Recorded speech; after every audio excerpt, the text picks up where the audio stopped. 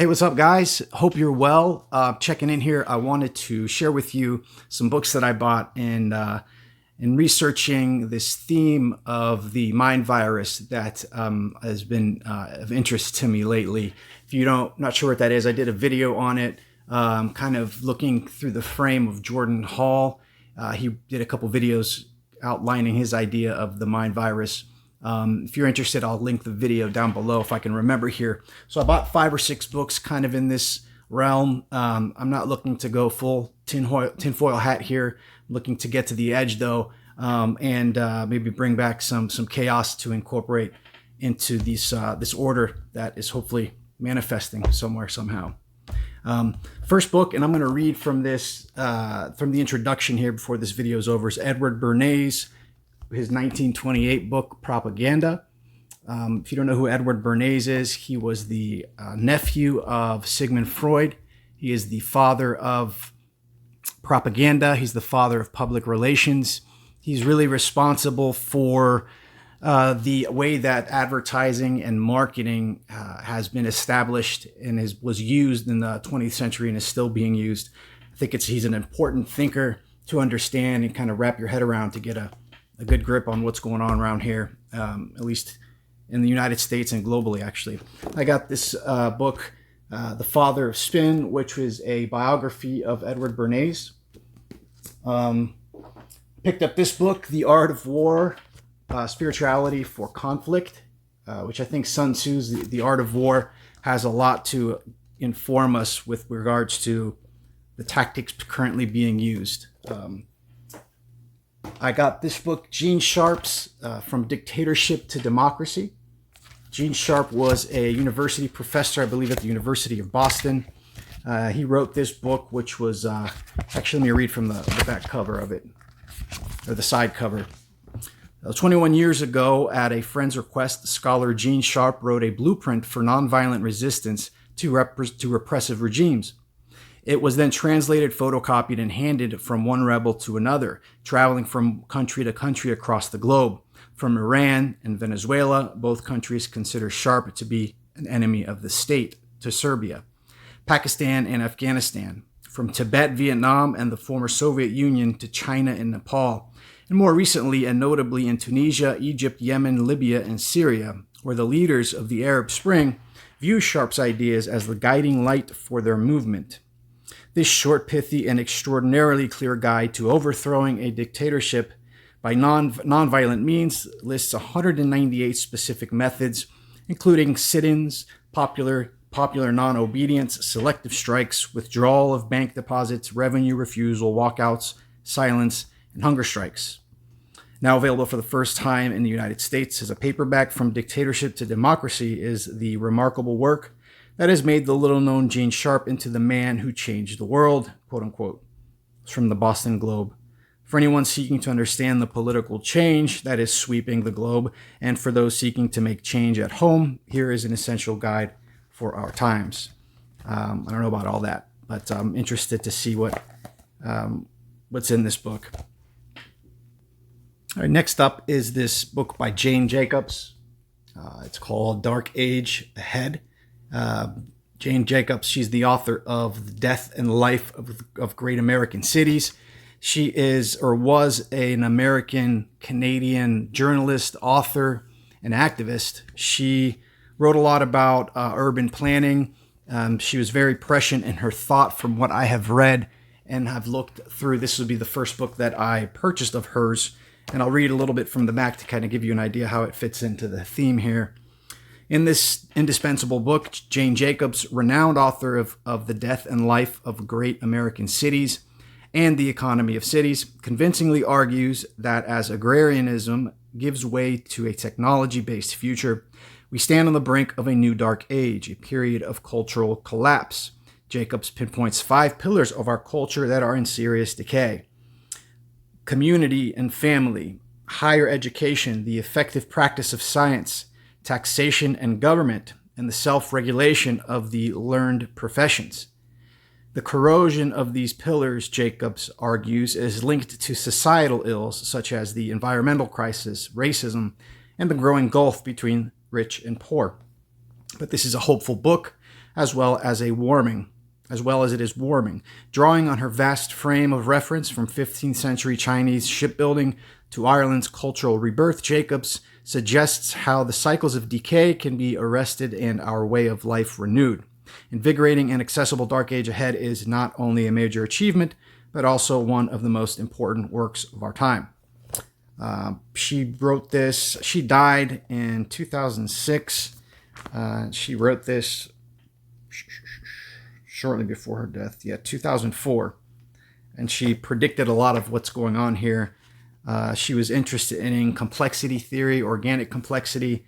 And from what I have read from her, I got a lot of the information about her from Tim Petitza's book, The Ethics of Beauty. So last two, I want to kind of juxtapose them together.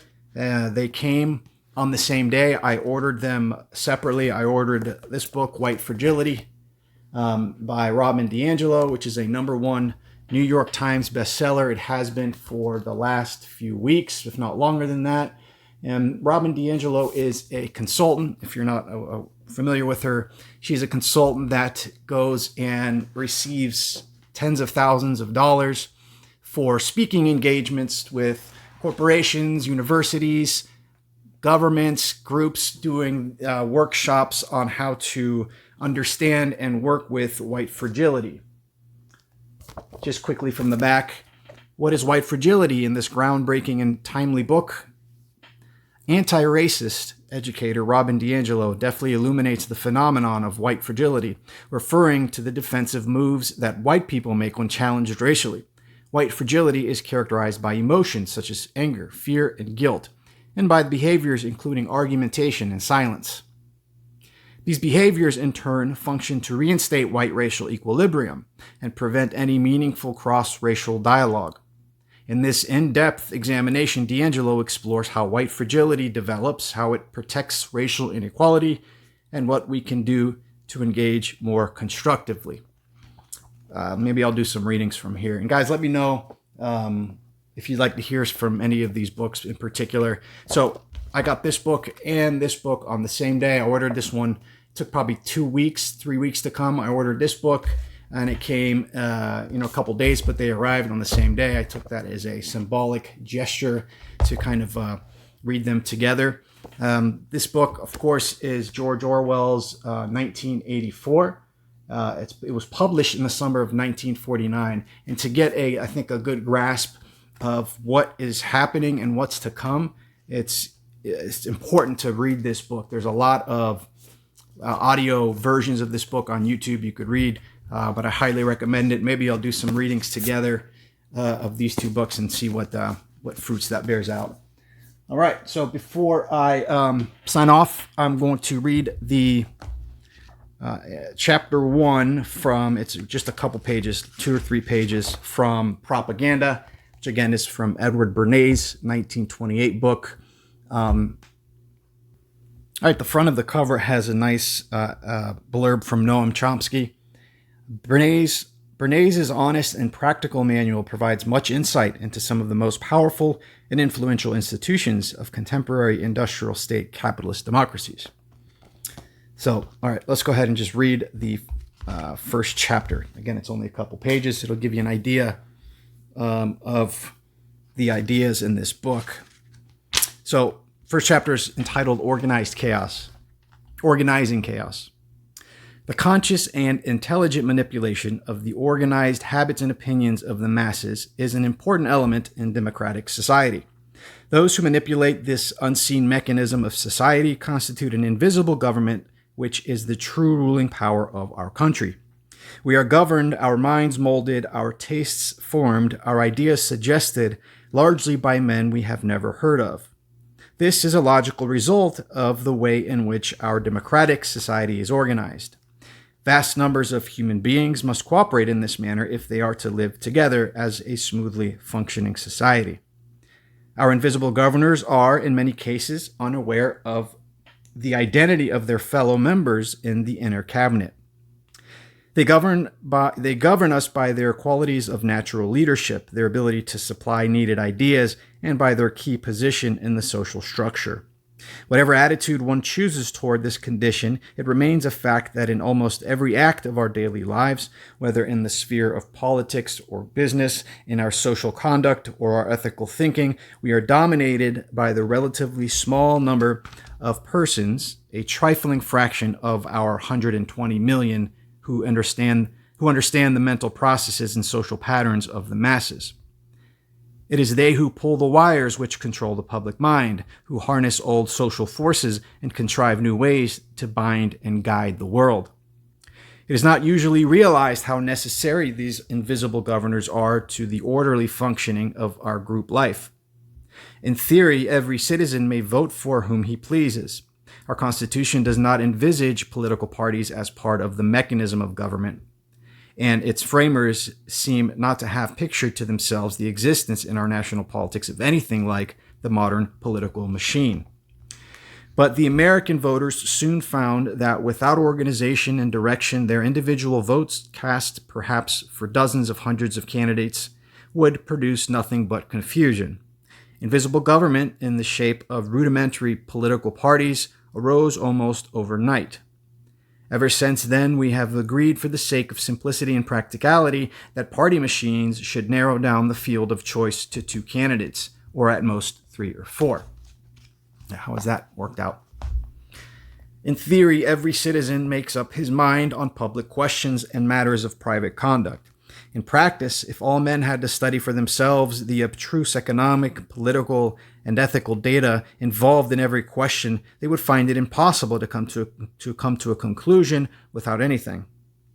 We have voluntarily agreed to let an invisible government sift the data and high spot the outstanding issue so that our field of choice shall be narrowed to practical proportions.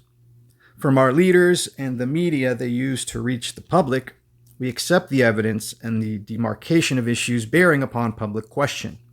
For some ethical teacher, be it a minister, a favorite essayist, or merely prevailing opinion, we accept a standardized code of social conduct to which we conform most of the time.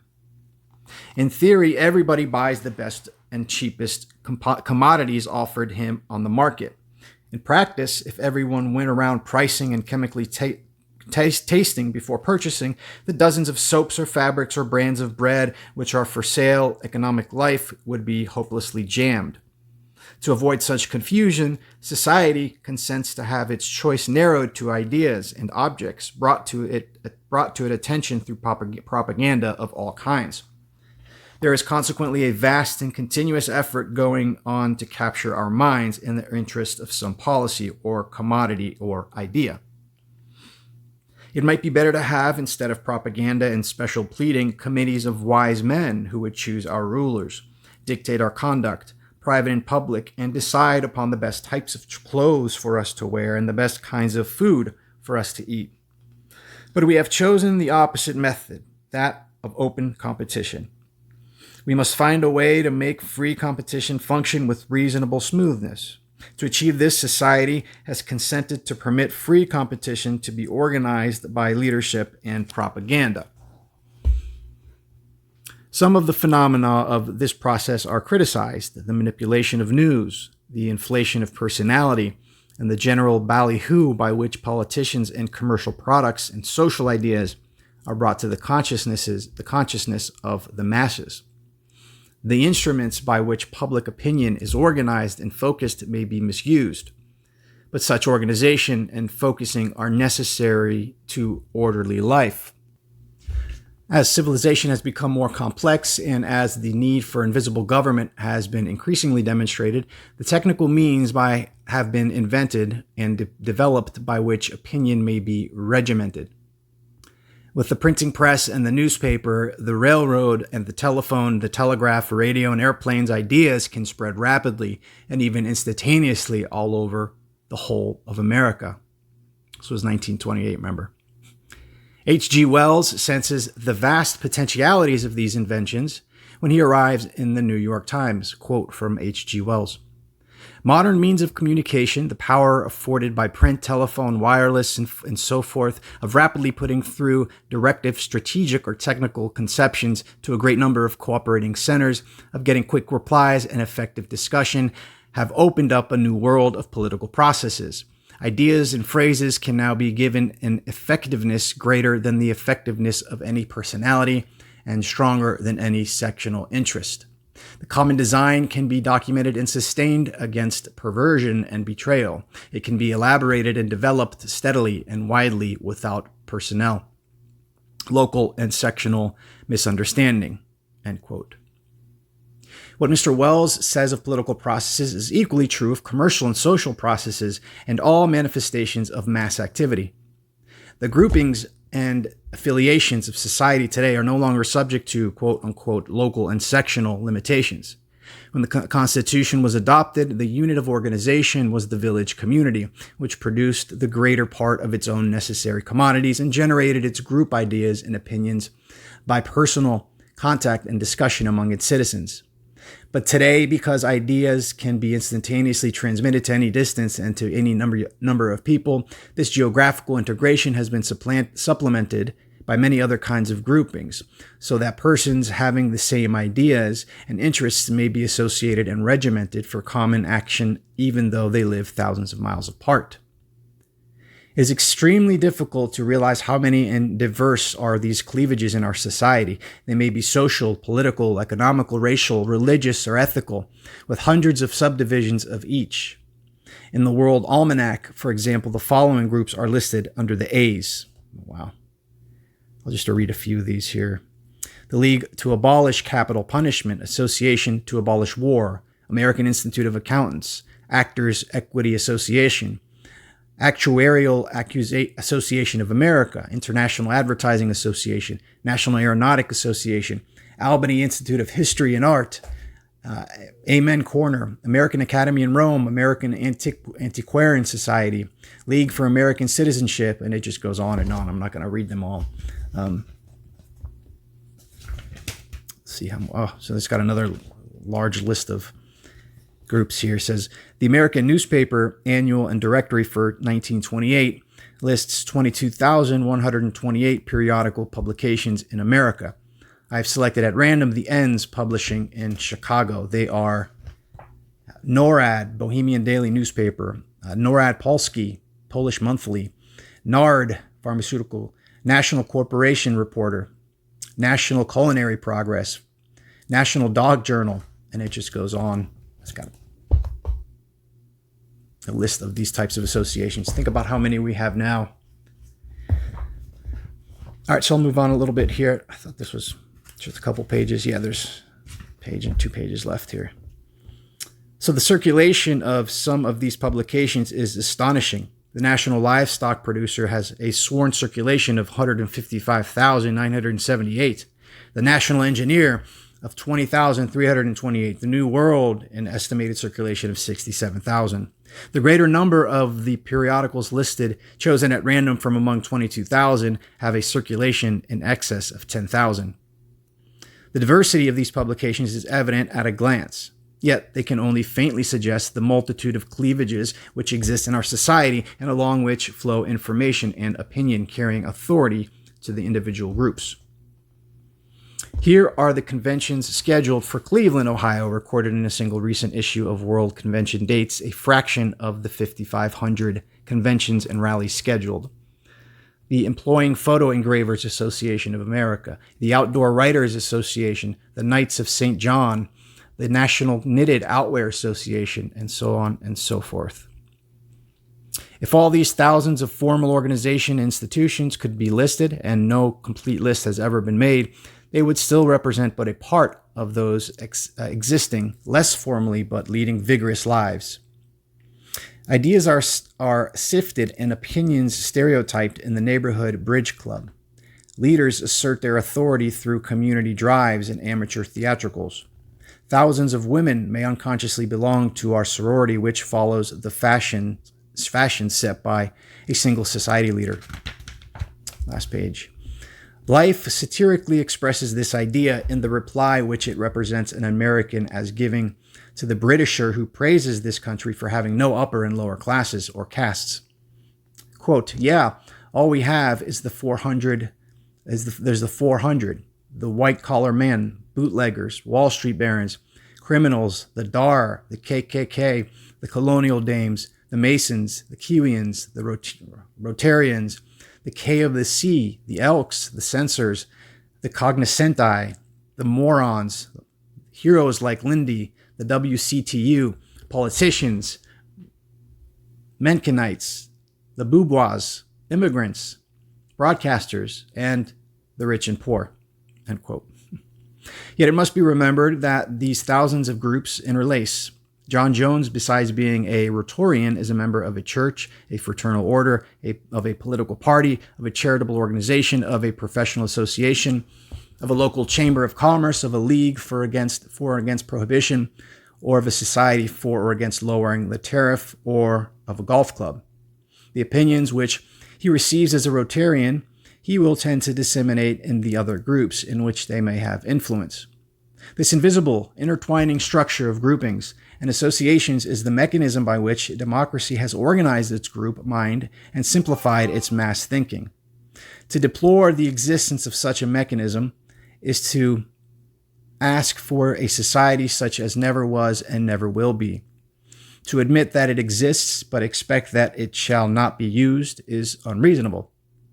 Emil Ludwig represents Napoleon as, quote, ever on the watch for indications of public opinion, always listening to the voice of the people, a voice which defies calculation. Do you know, he said in those days, what amazes me more than all else? The impotence of force to organize anything, end quote. It is the purpose of this book to explain the structure of the mechanism which controls the public mind, and to tell how it is manipulated by the special pleader who seeks to create public acceptance for a particular idea or commodity. It will attempt at the same time to find the due place in the modern democratic scheme for this new propaganda and to suggest its gradually evolving code of ethics and practice. Thanks for listening.